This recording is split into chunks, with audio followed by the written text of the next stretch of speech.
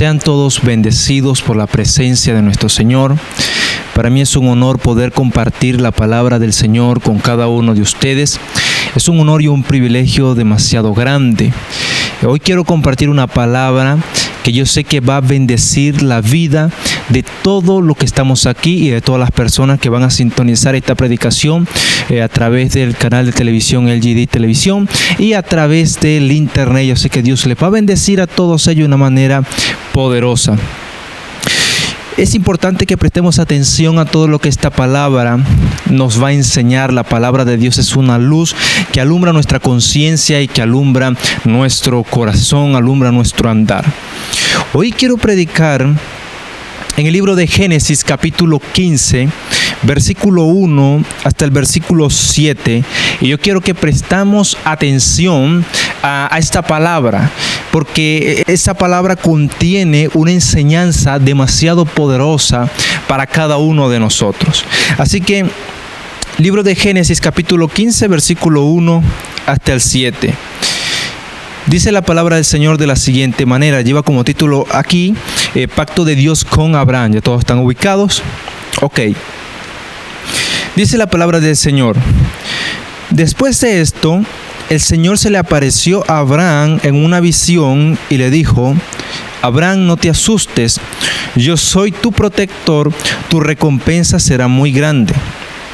Pero Abraham le dijo: Oh Señor Dios, ¿qué me vas a dar si ni siquiera tengo hijos, y el heredero de todo lo mío es Eliezer de Damasco? Luego Abraham dijo: No me has dado hijos, por lo tanto será un esclavo nacido en mi casa quien herede mis posesiones. La palabra del Señor vino a él diciendo: Él no será tu heredero, tu propio hijo te heredará. Luego Dios llevó a Abraham afuera y le dijo: Mira bien el cielo, hay muchas estrellas, pero no las puedes contar ahora. Y siguió diciendo: Pues bien, así ocurrirá con tus descendientes. Abraham le creyó al Señor, quien valió su fe como si hubiera realizado algo muy bueno, y lo aprobó el Señor. Luego le dijo: Yo soy el Señor que te sacó de Ur de Babilonia para darte esta tierra como herencia. Vamos a dar gracias a Dios por esta palabra. Dios mío, te damos toda la gloria, te damos toda la honra, te damos toda la exaltación, porque eres grande, eres santo, eres poderoso.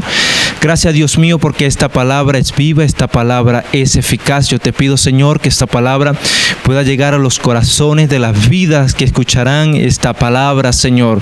Rompe cadenas, pudre los yugos, Dios mío, que tu luz les alumbre poderosamente, y que esta palabra marque un antes y un después en sus vidas. En el nombre de Jesús, amén y amén. Bendito sea Dios, amén.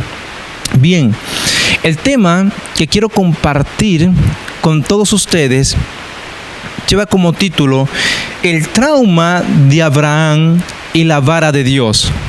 Una vez más, repita conmigo: el trauma de Abraham y la vara de Dios.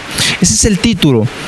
De repente, es muy curioso este título porque decimos: oye, nunca había escuchado acerca del trauma de Abraham. Hoy vamos a aprender de eso. Hoy yo quiero hablar de los traumas, de cómo los traumas estancan, te detienen, los traumas te paralizan y detienen el propósito que Dios tiene para ti. Entonces hoy lo vamos a ver a través de la palabra de Dios.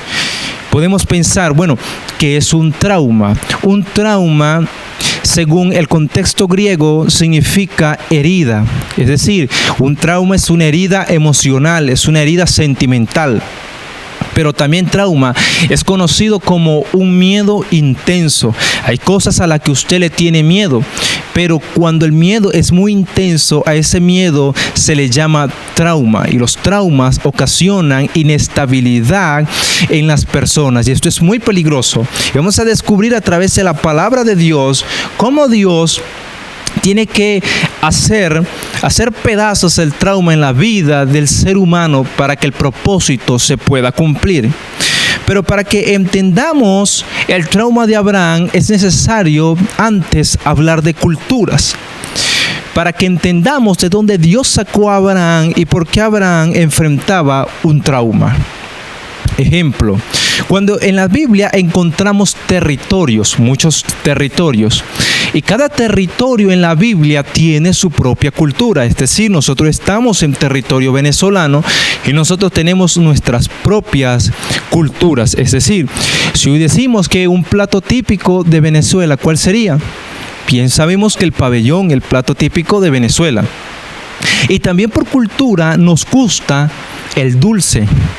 Nos gusta bastante el dulce. Ejemplo, yo tengo amigos que están en México y están nacionalizados en México, tienen las dos nacionalidades, la venezolana y la mexicana.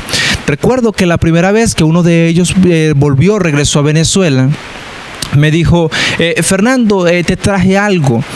Y yo le digo, ¿qué me trajiste? Y él me pasa una chupeta. Cuando me pasa la chupeta, yo, oye, está bien, fue lo que me trajo, es un regalo, es un obsequio, una bendición. Y empiezo yo a comer la chupeta. Entonces la destapo y la meto a mi boca y empiezo a comerla. Lo que yo no sabía es que esa chupeta era picante. Sí, era picante. ¿Por qué? Porque es un asunto de cultura que a los mexicanos les gusta el picante y les gustan las cosas saladas. Pero nosotros no, nosotros estamos acostumbrados al dulce. Mire, yo me arrepentí de haber probado esa chupeta, pero es un asunto de cultura. Ok, en la Biblia encontramos también culturas. Ejemplo, vamos a hablar de los nacimientos de los niños para que entendamos el nacimiento de Abraham y la cultura de Abraham. Cuando un niño en el pueblo de Israel nace, dice la Biblia y nos establece que al octavo día el niño tiene que ser traído al templo, circuncidado en el templo y presentado en el templo. Es por eso que cuando usted lee la Biblia, usted se encuentra que Jesús fue traído al templo, ¿qué día? El octavo día. Y lo circuncidan allí y es presentado. Eso es dentro de la cultura judía. Ok. Cuando ahora encontramos la cultura romana es un poquito diferente. Ahora, cuando el niño nace o la niña, ese niño es traído al Senado. Y el Senado de Roma esperan que llegue papá y mamá con el bebé. Si el papá dice, bueno, sí, reconozco a ese hijo mío o esa hija mía, el Senado no tiene problema, listo, lo presentaste, llévatelo, es tuyo. Pero si el papá decía, no, yo no quiero ese hijo, no reconozco a ese hijo, entonces el Senado de Roma tomaba dos opciones. La primera opción era que Roma decidía dar la oportunidad de que alguien adoptara al bebé. Si habían padres adoptivos, chévere, se lo entregaban a los padres entonces adoptivos. Pero si ni nadie quería adoptar al bebé, entonces al niño había que matarlo. Así funcionaba Roma, ¿ven? Entre la cultura judía es al octavo día, el niño es presentado en el templo circuncidado. En la cultura romana el niño es traído al Senado. Si papá no lo reconoce como su hijo, da la oportunidad de adopción y da la oportunidad esa para que el niño no muera, porque si no el niño va a morir. Es por eso que Pablo, como conoce el pensamiento de Roma, cuando Pablo le escribe a Roma, le escribe y dice que nosotros somos hijos de Dios por adopción, porque Pablo conoce el pensamiento romano. Es decir, si no somos hijos biológicos, el pensamiento de Roma es que por lo menos haya una adopción. Y por eso Pablo dice que somos hijos por adopción. Entonces, cuando encontramos la cultura de Ur de los Caldeos, que es la cultura de donde viene Abraham, esa cultura funcionaba de una manera diferente. El niño cuando nacía era presentado hacia los sacerdotes paganos, o sea, los sacerdotes de Ur de los Caldeos. Entonces, los sacerdotes de Ur de los Caldeos agarraban al bebé y miraban las estrellas, y lo que dijeran las estrellas se lo mencionaban al padre, porque ese iba a ser el destino profético de su hijo. Es decir, cuando Abraham fue traído ante los sacerdotes paganos, Taré trae a su hijo es Abraham, es un bebé. Los sacerdotes dieron un edicto. Enseña Flavio Josefo que el edicto que se le da a Abraham, el edicto de los sacerdotes, es que las estrellas habían dicho que Abraham iba a morir sin descendencia, porque en Ur de los Caldeos se movía lo que es la astrología. Lo conocemos hoy también. Es por eso que muchos de nosotros antes de venir al Señor, antes abríamos el periódico y nos íbamos donde estaba el horóscopo y bueno, los que nacieron en tal mes, a tal mes son este signo. Y de repente si yo les pregunto a alguno de ustedes cuál es su signo, usted va a decir, bueno, yo me enteré que mi signo era tal. Sí, porque eso nos lo enseñaron antes de venir a Cristo y se leían esos horóscopos. Eso es astrología. Hasta muchos iban más allá, porque si el horóscopo decía que había que vestirse de amarillo, la gente se vestía de amarillo creyendo que sí iba a traer bendición. A eso se le llama la astrología. Ahora, nada de eso tiene un efecto sobre nosotros. Lo único que tiene un efecto sobre nosotros es la palabra de Dios. ¿Cuánto dicen amén? Pero Abraham le dieron un edicto, y el edicto es que no iba a tener hijos. Es por eso que Tarek, el padre de Abraham, le coloca a ese bebé, le coloca a Abraham, que Abraham significa padre. ¿Cómo significa? Padre. Entonces, la idea de Tarek es que aunque mi hijo obviamente no va a tener hijos porque las estrellas lo dijeron, por lo menos donde él se pare le van a tener que decir padre. Donde él se pare, porque Abraham significaba padre. Es decir, Tarek coloca un consuelo a la vida de Abraham, y el consuelo fue su nombre, porque su nombre significaba padre. Abraham es de estos hombres que se crea desde ese día con un trauma. Él fue creciendo, pero él se entera del decreto que las estrellas dieron acerca de él. Entonces, Abraham no era como actualmente los enamorados de este tiempo. Porque los enamorados de este tiempo, a su prometida o a su esposa, él acostumbra bajarle la luna y bajarle las estrellas. No, Abraham no le bajaba las estrellas a Sara. ¿Por qué? Porque las estrellas le causaban amargura a su vida, por cuanto ellas lo habían traumado a él. Es por eso que cuando uno lee el capítulo 15, en el versículo 1, Dios empieza diciendo: Abraham, no tengas temor, porque yo soy tu escudo. Y es bastante curioso. ¿Por qué? Porque en el capítulo 14, un capítulo atrás, Abraham venía de ser bendecido por Melquisedec. El sacerdote Melquisedec, el cual es una representación de Cristo, Cristo vino y lo bendijo. Y Abraham recibió esa bendición, y dice la Biblia que Abraham le dio los diezmos de todo a Melquisedec. Y Abraham tuvo tremendo encuentro con Dios, tuvo un encuentro con la presencia de Dios en el capítulo 14, pero en el capítulo 15 Dios le empieza diciendo: Abraham, no tengas temor.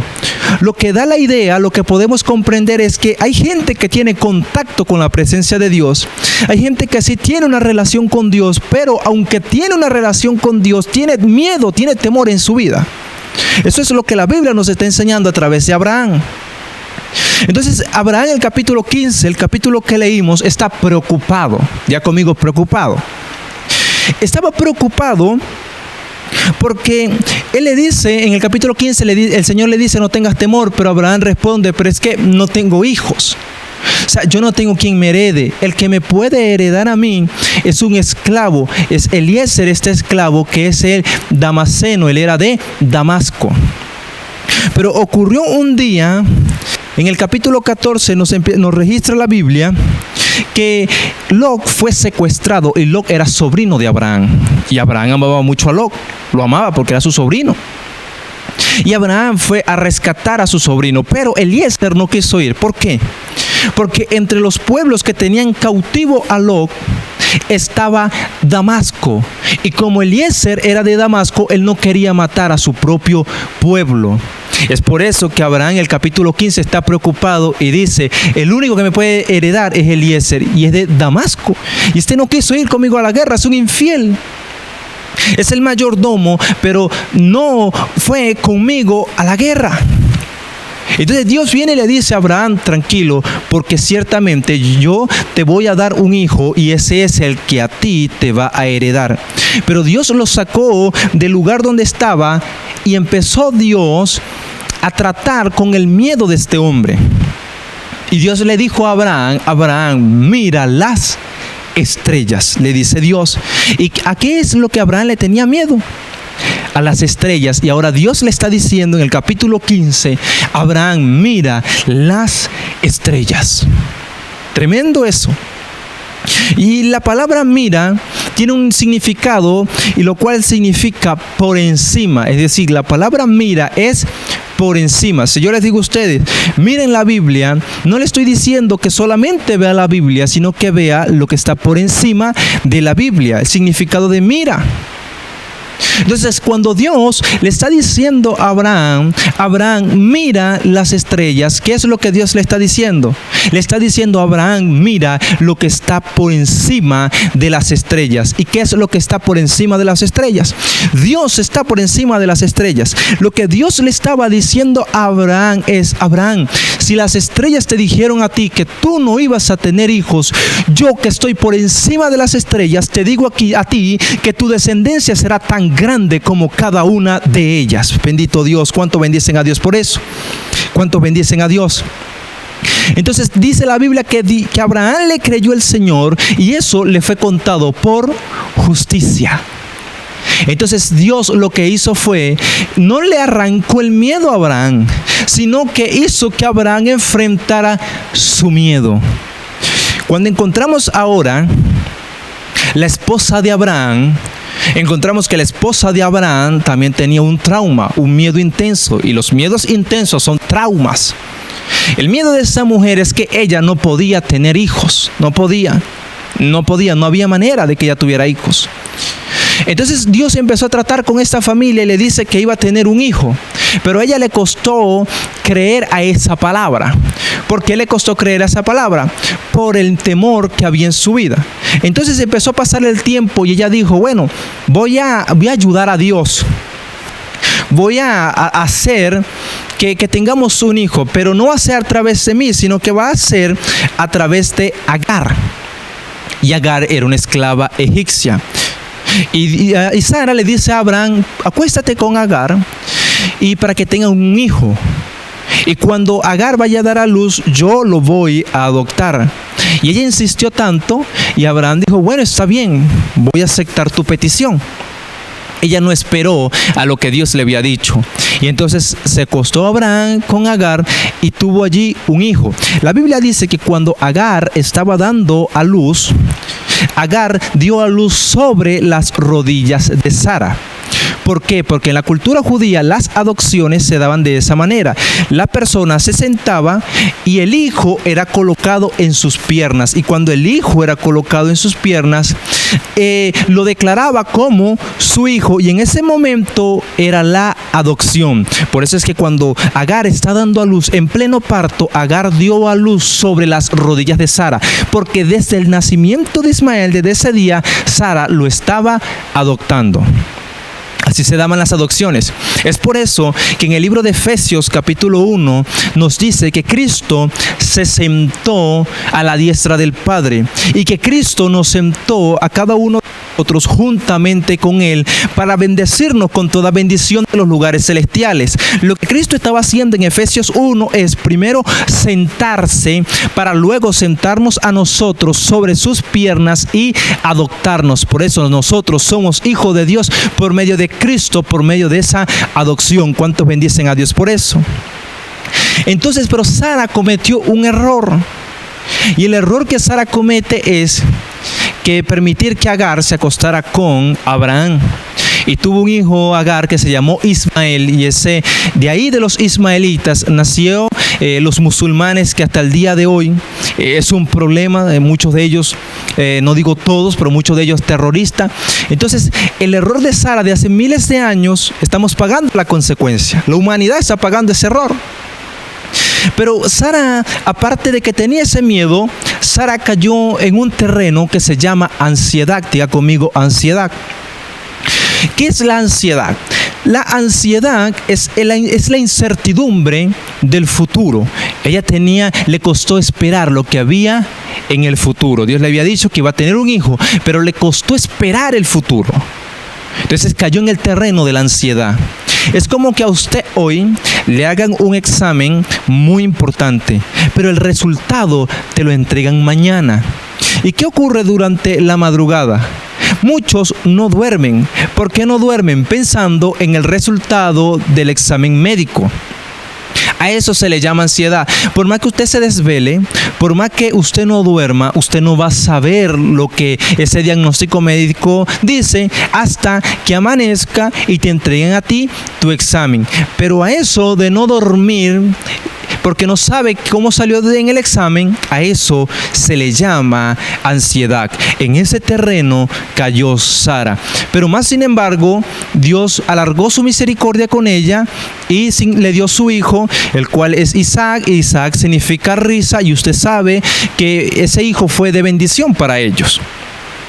Pero en la Biblia encontramos a otro hombre. Encontramos ya a Abraham, encontramos a Sara, ahora encontramos un hombre llamado Moisés. La vida de Moisés vive 120 años. Y la vida de Moisés se puede dividir en 3 partes. Es decir, que si dividimos 120 entre 3, nos quedaría 40. Es decir, cada etapa de la vida de Moisés la pudimos dividir en 40 años. 4 por 3, 120, que fueron los 120 años de Moisés. Los primeros 40 años, Moisés lo pasa como un príncipe en Egipto. Es decir, a Moisés le enseñaron durante 40 años la cultura egipcia, lo que comían, lo que bebían. Le enseñaron el lenguaje de los egipcios, todo lo que había en la comunidad egipcia. Moisés lo sabía porque sus primeros 40 años los vivió allí. Pero a la edad de 40 años ocurrió algo, y es que él ve que hay un judío que está peleando con un egipcio, pero obviamente el egipcio estaba ganando porque el egipcio era la autoridad de aquel momento. Y cuando él ve que el egipcio está maltratando al judío, el cual era su hermano porque era de su misma descendencia judía, vino Moisés y mató al egipcio y enterró al egipcio en la arena. Al día siguiente, Moisés ve que 2 judíos están peleando y Moisés viene y les dice: no peleen, ustedes son hermanos, no lo hagan. Y uno de los judíos dijo: pero ¿qué quieres hacer? ¿Acaso vas a hacer con nosotros como hiciste ayer con el egipcio, que nos vas a matar también?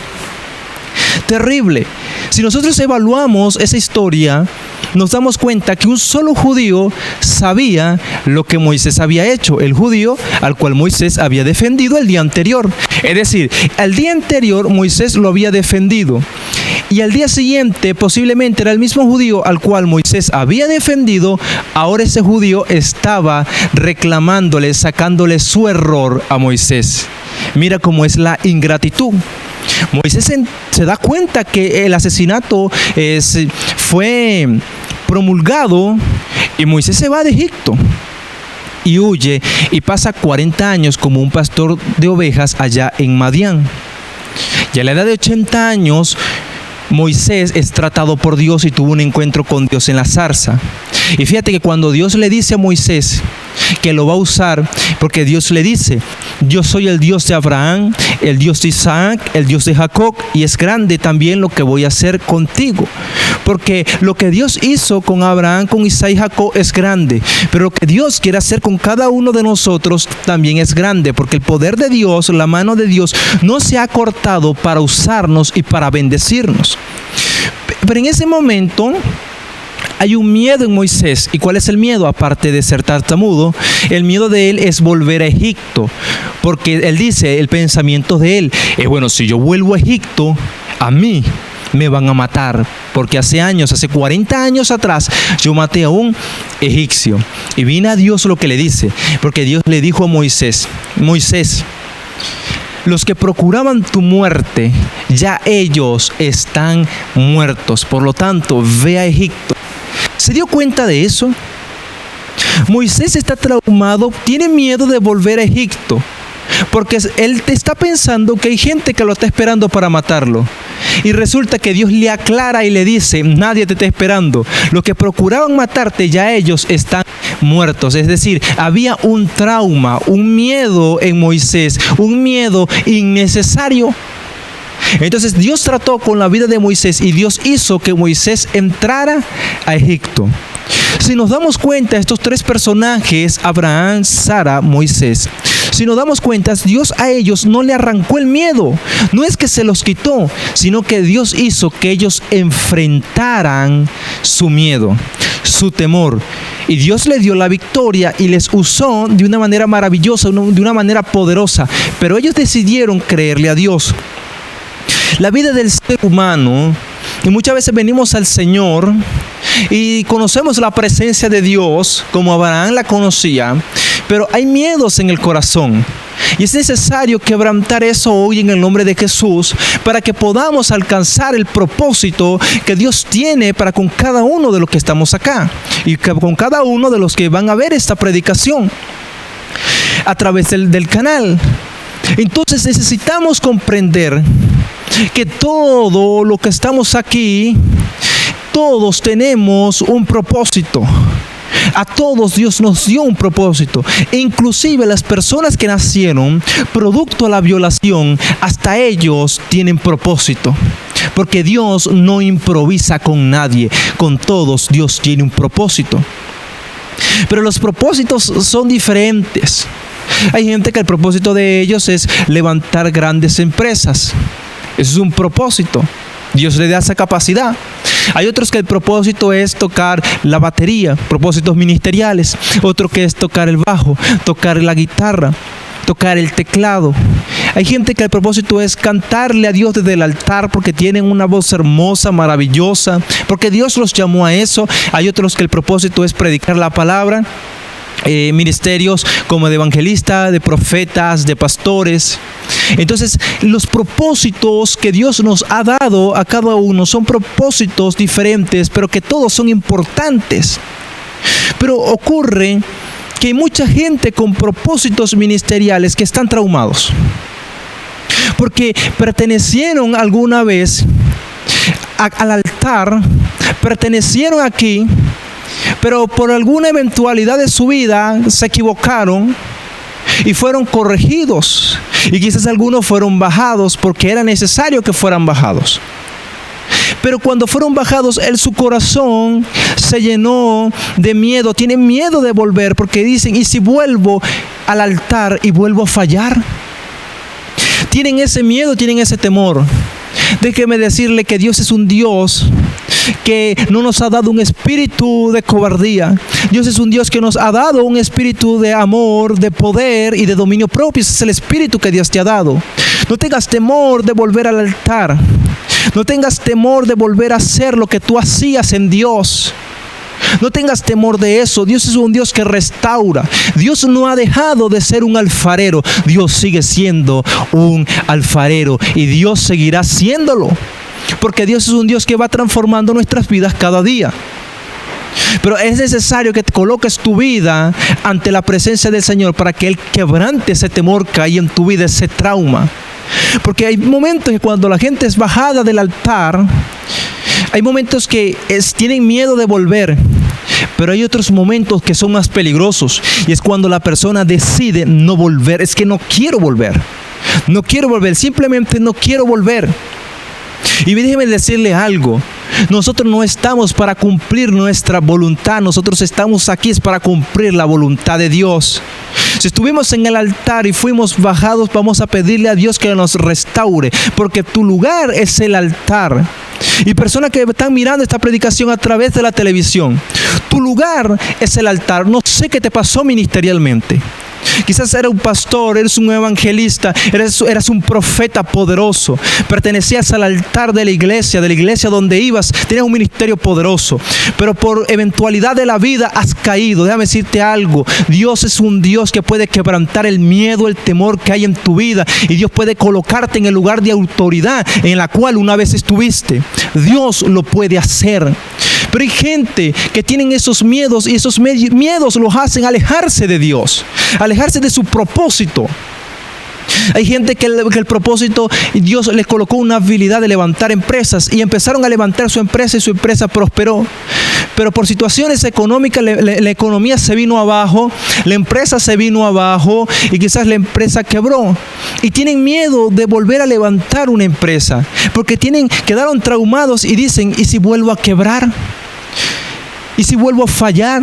¿Y si vuelvo a fracasar? No, hoy quebrantamos ese miedo en el nombre de Jesús y tienes que volver a animarte para levantar la empresa porque tú tienes esa capacidad. Tú tienes esa habilidad, Dios te la ha dado. Pero es necesario que hoy comprendamos que necesitamos hacer la voluntad de Dios.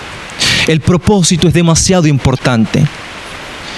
Nosotros encontramos en la Biblia una mujer que quebró su perfume de alabastro. Lo quebró y el perfume era costoso, el perfume era el más sabroso de la época, el que olía mejor. Vamos a estar claros cada uno de los que estamos acá. Cuando usted tiene un perfume costoso, usted con algunas goticas de ese perfume se aromatiza, ¿sí o no? Claro que sí. Se aromatiza. Inclusive usted lava la camisa o la ropa la cual aromatizó y usted la lava, y por más que usted la lave bien, el olor queda. ¿Por qué? Porque el perfume es demasiado bueno. Imagínate esa mujer quebró su perfume y ese perfume lo usó para ungir a Jesús de Nazaret. ¿Puedes imaginar el olor? Si un perfume costoso con algunas goticas no aromatiza, imagínate cómo olía Cristo cuando esta mujer quebró el alabastro y lo derramó ante él. O sea, la cuadra, la comunidad se llenó de ese olor, de ese perfume. Y ahí donde aparece Judas. Y Judas dice, bueno, pero qué desperdicio todo esto. ¡Qué desperdicio! Mejor si hubiese vendido esto y se hubiese dado a los pobres. Mira cómo piensa el espíritu de los Judas. Porque Judas nunca se había acordado de los pobres, nunca. En este momento sí se acordó de los pobres, pero la Biblia dice por qué se acordó de los pobres. Porque Judas lo que quería era vender el perfume, agarrar el dinero y robar de ese dinero, porque Judas era el administrador. Es decir, cuando Judas vio que el perfume fue partido y derramado en Cristo, lo que Judas pensó es, ay, perdí mi platica, perdí mi dinero. Eso era costoso, pude haber robado de ahí. Pero, y Judas lo manifiesta. Y viene Cristo y dice, dejen a esta mujer tranquila. Porque esa mujer, el acto que ella ha hecho es ungirme a mí para el día de mi sepultura. ¿Está viendo eso? Esa mujer lo estaba ungiendo a él, estaba ungiendo a Cristo para el día de su sepultura. Estoy seguro que esta mujer ni siquiera sabía que estaba ungiendo a Cristo para el día de su sepultura. Y Judas menos sabía, si Judas lo que estaba pensando era en la plata. Porque a los Judas les molesta cómo otros invierten el dinero en la obra de Dios. A los Judas les molesta cómo otros usan su dinero. Mire, cada uno de los que estamos acá tenemos que estar pendientes de cómo nosotros usamos nuestro dinero, porque todos somos aquí mayordomos y todos daremos cuenta a Dios. Pendiente con lo nuestro y dejemos de estar mirando a los demás, porque el espíritu de Judas es así. Vemos que el acto de esta mujer de romper el alabastro, eso era propósito. Algo tan sencillo, pero tan poderoso. Es más, fue tan poderoso y tan significativo en Cristo, que Cristo dijo que eso tenía que ser reconocido en la Biblia. Del acto de esa mujer tendría que hablarse en la Biblia. Mira qué poderoso.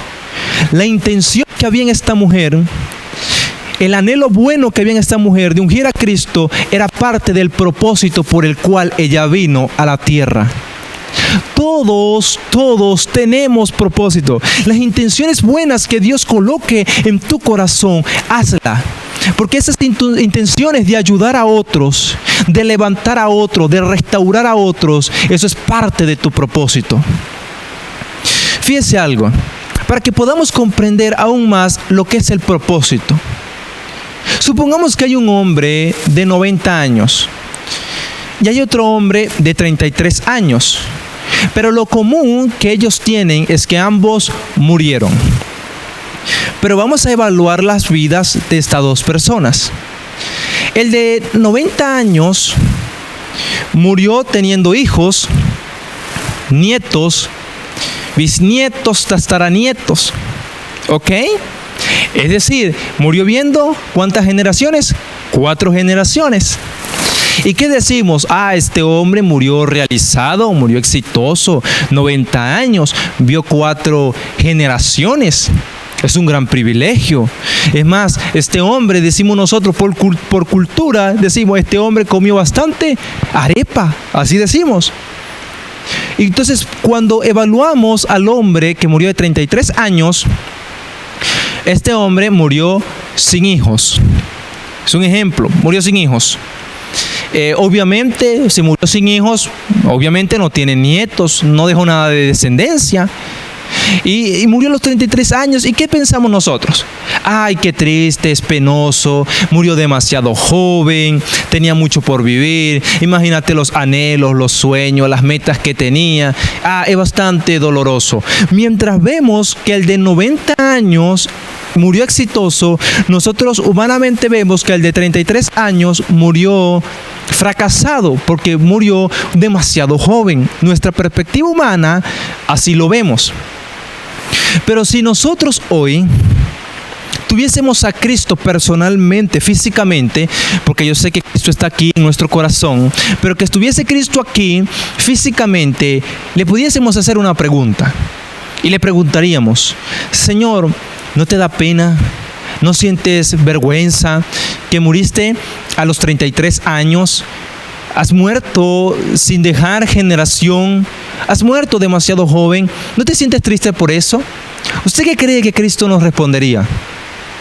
Lo que Cristo nos respondería es: no estoy triste para nada. ¿Por qué? Porque mi propósito era venir, sanar a los enfermos, libertar a los cautivos, darle vida eterna a ustedes, y el poder que había en mí, dárselo a ustedes para que tuviesen poder sobre el reino de las tinieblas. Así que yo no estoy triste, yo cumplí mi propósito, les di vida eterna a cada uno de ustedes. Porque lo más importante en esta vida no es la vida. Lo más importante en esta vida es el cumplimiento del propósito. ¿Cuánto bendicen a Dios por eso? ¿Cuánto bendicen a Dios?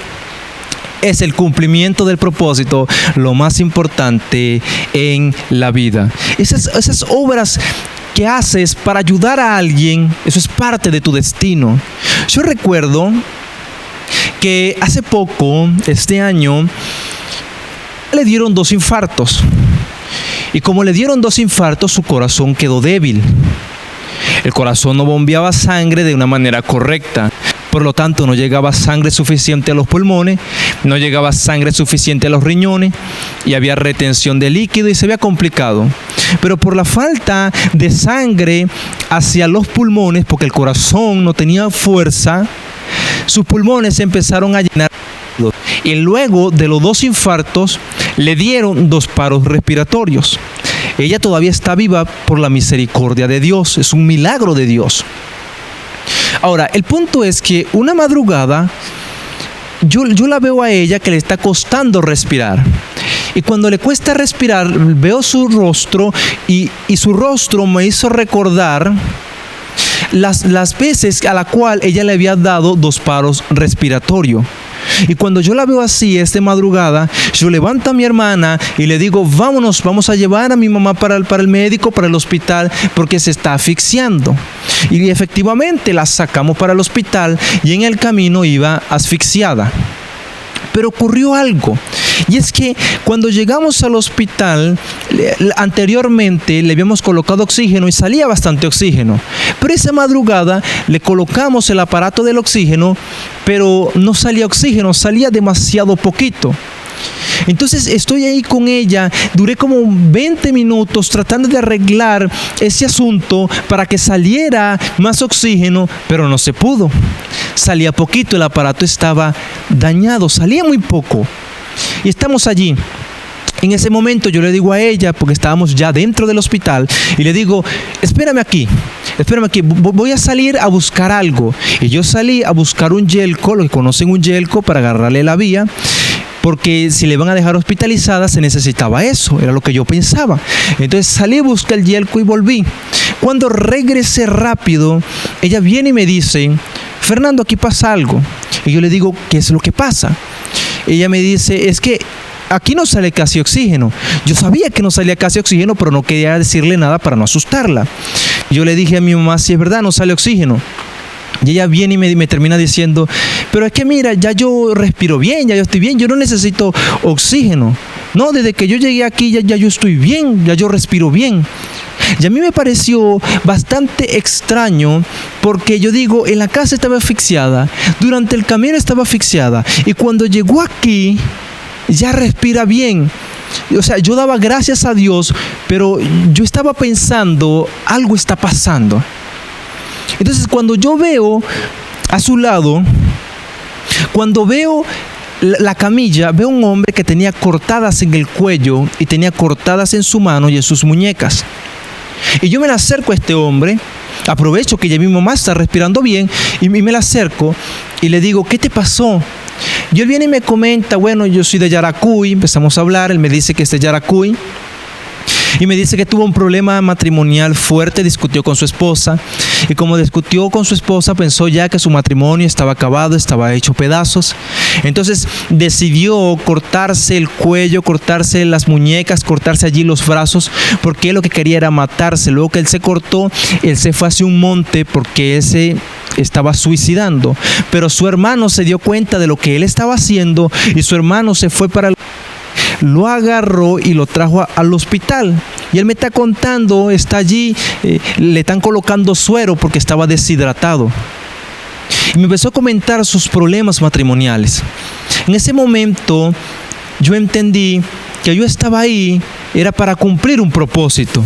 Y le empecé a hablar del Cristo que restaura y del Cristo que salva. Y le empecé a predicar y le dije, ¿quieres aceptar a Jesús como tu Salvador? Luego que le hablé de ese Jesús que restaura, ahora le estaba ofreciendo el que salva. Y él me dijo, sí, yo quiero aceptarlo, lo necesito. Y esa madrugada ese hombre aceptó a Cristo como su único y suficiente Salvador. ¿Te das cuenta? Cuando saqué a mi mamá para el hospital, ya ella estaba bien. Es decir, Dios me sacó una madrugada de la casa, no por mi mamá, sino para que pudiese salvar a un hombre que venía de Yaracuy con un espíritu de suicidio. A eso se le llama propósito.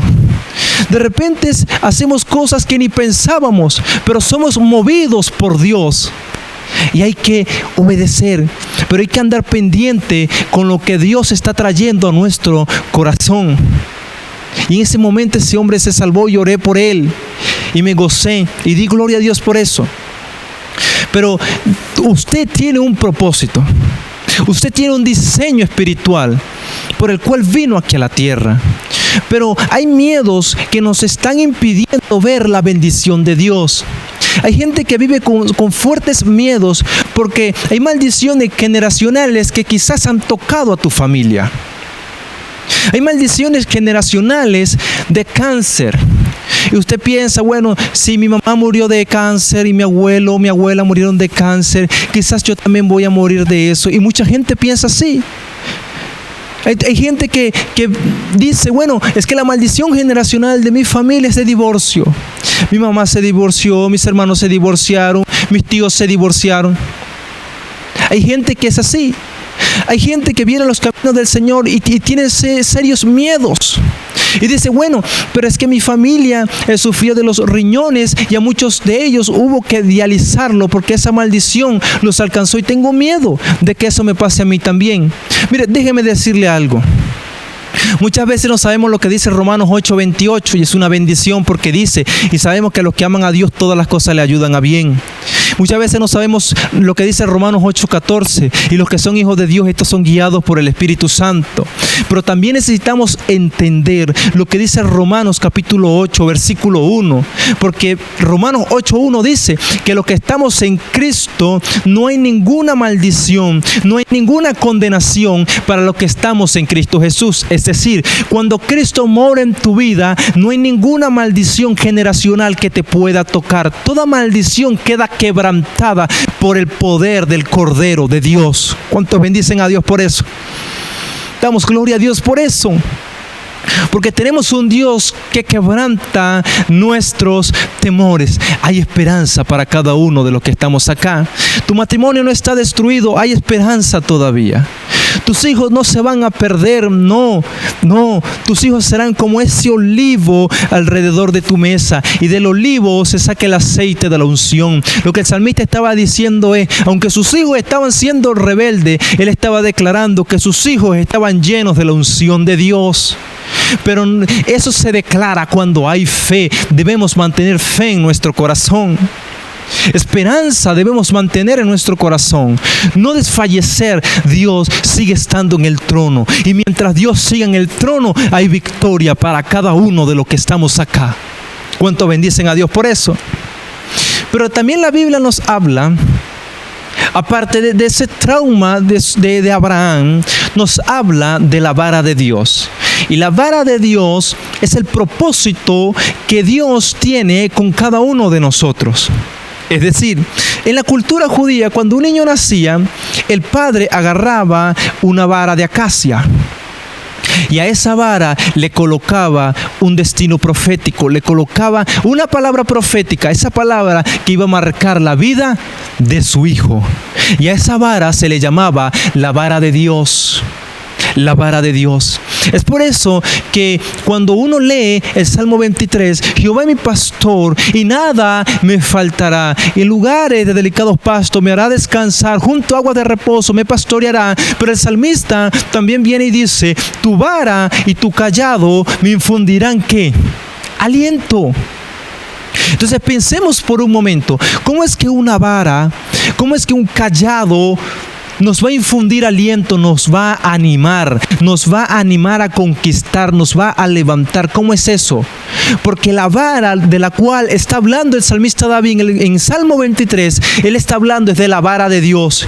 Y lo que el salmista David está diciendo es, aunque yo estoy pasando dificultad, aunque hay escasez a mi alrededor, aunque estoy en una cueva, yo sé que en la vara de Dios yo tengo victoria. Yo sé que en la vara de Dios dice que yo no me voy a morir en esta cueva. Yo sé que la vara de Dios tiene un propósito grande con mi vida. Por eso tu vara y tu cayado me infundirán aliento. ¿Cuántos bendicen al Rey de Reyes y Señor de Señores por eso? Encontramos en la Biblia la vara de Dios. Y encontramos que en una ocasión, usted conoce la historia de cuando Goliat fue a desafiar al campamento israelita, de los israelitas.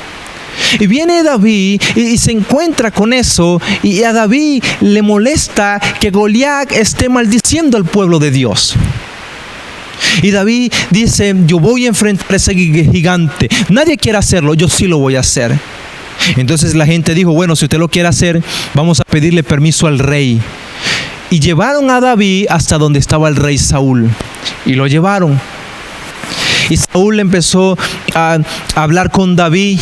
Y David le dijo, yo quiero enfrentar a ese gigante. ¿Y sabe usted qué le dijo Saúl a David? Le dijo, pero es que usted no puede enfrentar a ese gigante. Por la sencilla de razón, dice la Biblia Reina Valera, dice, porque usted es un muchacho. Pero cuando uno examina la palabra hebrea que Saúl usó, fue la palabra Benoni. La palabra Benoni. Y Benoni significa un hijo de la calle. Benoni significa un hijo, ¿de dónde? De la calle, significa un bastardo. Saúl le estaba recordando el pasado a David. Él estaba diciendo, usted no puede, usted es un hijo de la calle. Por eso es que el Salmo 51, David dice, en pecado me concibió mi madre. Porque él era producto del pecado, él era producto del adulterio, él era un hijo de la calle. Si usted cree que David vivía en la casa de su padre, David no vivía en la casa de su padre, porque David era un hijo de la calle, era un hijo del adulterio. Era una vergüenza para Isaí, porque Isaí era el padre de David. Es por eso que cuando el profeta Samuel va a escoger como rey a un hijo de Isaí, cuando Isaí presenta a sus hijos, ¿cuántos hijos presentó? Presentó 7. Él no presentó a David. ¿Por qué? Porque esos 7 eran los hijos del matrimonio, eran hijos de la casa. Él no presentó a David porque David no tenía derecho de entrar a la casa de su padre. Y más bien Dios, en su infinito amor y misericordia, mandó a buscar a David, que estaba allá atrás con las ovejas. Ve cómo es un Dios. Dios es un Dios de amor, y Dios es un Dios que tiene propósito para cada uno de nosotros. No piense usted que todo está perdido. No, Dios te ama, y Dios te ama con amor eterno, y te ama tanto que dio a Cristo por ti. ¿Cómo no te va a dar? Dios te dio a Cristo Jesús. Él te ama demasiado, pero tienes que atesorar el amor de Dios y creer que Él te ama, porque realmente Él te ama. Entonces Saúl le dice a David: usted es un hijo de la calle. ¿Y sabe usted qué hizo David? ¿Usted cree que David se puso a llorar? Ay, sí, soy un hijo de la calle. Ay, me estás recordando mi pasado. Sí, yo no duermo en la casa de mi padre, yo duermo con las ovejas. Ay, yo no sirvo para nada. Sí, es verdad, Saúl, tienes razón. ¿Usted cree que David decía eso? ¿Usted cree que David hablaba así? David tenía carácter, y David tuvo una conversación con Saúl, una conversación de un nivel muy poderoso. Y preste atención a esto, porque David le dijo a Saúl: ok, está bien, soy un Benoni, pero un hijo de la calle, pero yo quiero contarte algo. Y lo que yo te quiero contar a ti es que cuando el león viene a matar a las ovejas, yo vengo y yo mato al león. Mire eso. Pero para poder comprender lo que David estaba diciendo, es necesario hablar de recompensa. Porque cuando usted quería ser un pastor en Israel, usted tenía que empezar siendo ayuda del pastor. Cada 6 meses el pastor principal se iba para la ciudad a comprar aceite. ¿Por qué el pastor se iba a comprar aceite? Para luego venir con ese aceite y echarle aceite a la cabeza de las ovejas. Porque como las ovejas comen mucho pasto, y pasto llenos de lodos, el parásito se les iba para la cabeza. Y la única manera de acabar ese parásito era ungiendo su cabeza con aceite. Entonces él iba, el pastor principal, a comprar aceite para luego venir a echarle aceite en la cabeza a las ovejas. Es por eso que una vez en el mismo Salmo 23, David dijo: Señor, unge mi cabeza con aceite. Lo que David le estaba diciendo al Señor es: quita los pensamientos que son contrarios a tu voluntad. Quita los pensamientos que vienen de parte del enemigo.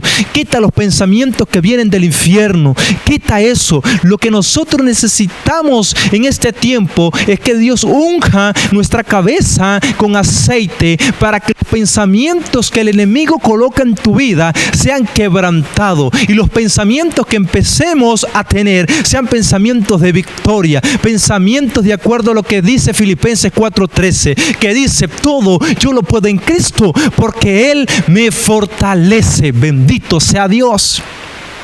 Entonces David era un pastor sucesor, suplente. Entonces cuando el pastor principal se iba, David se quedó cuidando las ovejas. Una vez el león quiso matar las ovejas, pero David estaba al cuidado de ella, y David vino y mató al león, y le quitó la cabeza al león, y le quitó la piel al león. ¿Para qué? Para que cuando el pastor principal volviera, David le podía decir: mira, aquí está la cabeza del león, aquí está la piel del león. Este león quería comer tus ovejas. ¿Y sabe qué tenía que hacer el pastor principal? Le tenía que dar una recompensa a ese joven, y le tenía que dar 100 ovejas, porque aquel pastor sucesor, suplente, que matara a un león, se le daban 100 ovejas. Recompensa. Eso es lo que David le está diciendo a Saúl. Y luego David también le dijo a Saúl: no solo maté al león, sino que yo también maté al oso. Es decir, cuando el oso venía a matar las ovejas, el pastor sucesor mataba el oso, le quitaba la cabeza al oso, le quitaba la piel al oso, para que cuando el pastor principal volviera, él le mostraba la cabeza del oso, la piel del oso, y en ese momento el pastor principal le tenía que dar 1000 ovejas, le tenía que dar a ese joven, a ese pastor suplente. Entonces lo que David estaba diciendo es: maté al león, me dieron 100 ovejas. Maté al oso, me dieron 1000 ovejas. Ahora me falta el filisteo, porque el pastor tenía 3 recompensas: primero con el león, segundo con el oso, y tercero con el filisteo. Porque cuando un filisteo quería robar, matar alguna de las ovejas, el pastor sucesor mataba al filisteo, y en ese momento, por matar al filisteo, a ese pastor sucesor se le daban 10,000 ovejas. Escuche eso. Es por eso que David viene y le dice a Saúl: no solo mato al oso, no solo maté al león, ahora yo quiero enfrentarme a ese gigante que es filisteo, porque yo quiero una recompensa bastante grande. Y David enfrenta al gigante. Y usted conoce la historia. Y David mató al gigante. Ahora, cuando Israel termina de matar a los filisteos, Israel, David y Saúl se van hasta el territorio de Israel. Y las mujeres cantaban un cántico y juntamente el pueblo cantaba también con ellas y le decía: Saúl mató a sus 1000, pero David mató a sus 10,000. ¿Se dio cuenta? Pero David no mató a 10,000. David fue a un solo filisteo. Sí, ciertamente mató a un filisteo, pero por matar a un filisteo la recompensa era de 10,000 ovejas. Entonces el pueblo estaba gritando: Saúl mató a sus 1000, pero David mató a sus 10,000, porque la recompensa de David fue grande. David dejó de dormir con las ovejas y empezó a dormir allá en la casa del rey. Porque la gente que tiene mentalidad de reino y visión de reino no solo está mirando la dificultad, sino que está mirando la recompensa. La gente de reino no se anda quejando siempre por la situación. Es que me falta para el desayuno, es que me falta para el almuerzo, me falta para la cena, me falta para la ropa. No, la gente de reino le está preguntando a Dios: estoy atravesando esta dificultad, pero tú dime cuál es mi recompensa, porque yo sé que tú tienes una recompensa bastante grande para mi vida. ¿Cuántos pueden dar gloria a Dios por eso? Recompensa. David tuvo su recompensa. Cuando encontramos a este hombre llamado Moisés, dice que Moisés tenía la vara de Dios. Y un día, cuando Moisés logró, por medio del poder de Dios, libertar al pueblo de Israel, Moisés encuentra que el mar Rojo estaba enfrente de él y el ejército enemigo venía atrás de él. Y Moisés está allí preocupado. Y Dios le dice a Moisés: Moisés, no clames a mí. Escucha eso. Moisés, no clames a mí. Extiende ahora tu vara, porque la vara de Dios significaba el propósito en su vida. ¿Con qué tuvo que luchar Moisés desde que nació? Moisés, desde que nació, tuvo que luchar con las aguas, porque cuando él tenía 3 meses de nacido, su madre lo colocó en una arquilla de junco, la calafateó y la dejó correr por el río Nilo. ¿Recuerdas esa historia? La mamá tuvo que hacer eso para poder salvarle la vida. Y ahora Moisés se encuentra en un gran peligro y tiene un mar rojo, un mar frente de él. Y Dios le dice: extiende tu vara. Y Moisés vino, agarró la vara, que la vara es el propósito, y extendió su vara, y dice que el mar se abrió.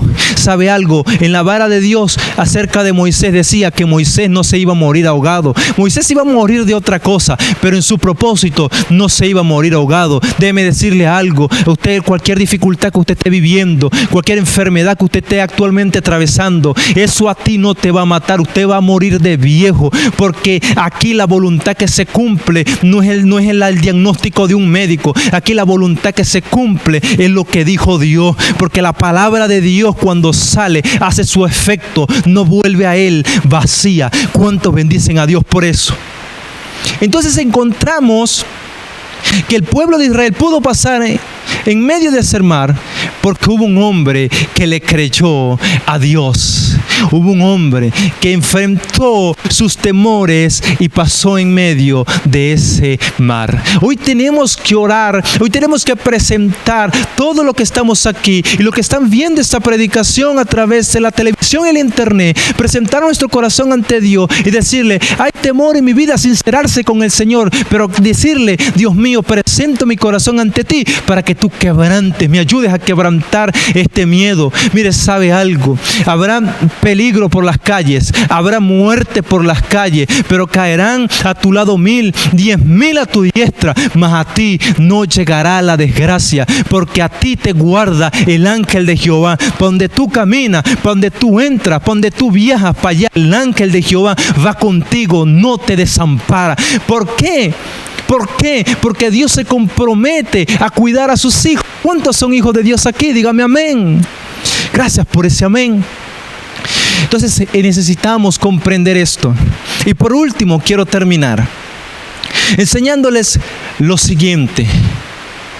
Dios tiene un propósito demasiado poderoso con todos ustedes. No todo está terminado. No todo está terminado. Diga que está a su lado. No todo está terminado. No todo está terminado. Aquí las cosas terminan cuando Dios dice que se terminó. Pero si Dios no ha dicho que se terminó, entonces vamos a seguir avanzando porque el poderoso de Israel está con nosotros. La Biblia enseña en el libro de Apocalipsis que está un hombre llamado Juan, el apóstol del Señor, el último en morir. Está en la isla de Patmos. Está desterrado, está sucio, está andrajoso, tiene hambre, está barbudo, está casi que parando loco porque está en una isla solo. Y dice que en ese momento Dios le empezó a ese hombre revelar el Apocalipsis. Y él tuvo una visión impresionante, una visión que me impacta. Y la visión que Juan tuvo es que él dice que él vio 24 ancianos que estaban en un trono allá en el cielo y que tenían una mesa delante de ellos y que había una gloria demasiado poderosa que acompañaba a los 24 ancianos. Juan está viendo esa visión y está relatando esa visión. Lo que me impacta es que esa visión se divide en dos partes. Es decir, si dividimos 24 entre 2, nos quedan 12. Porque 12 son la representación de las 12 tribus de Israel. Y los otros 12 relevantes son los 12 apóstoles. Es decir, Juan vio a los 12 patriarcas y Juan vio a los 12 apóstoles allá arriba. Y déjeme decirle algo.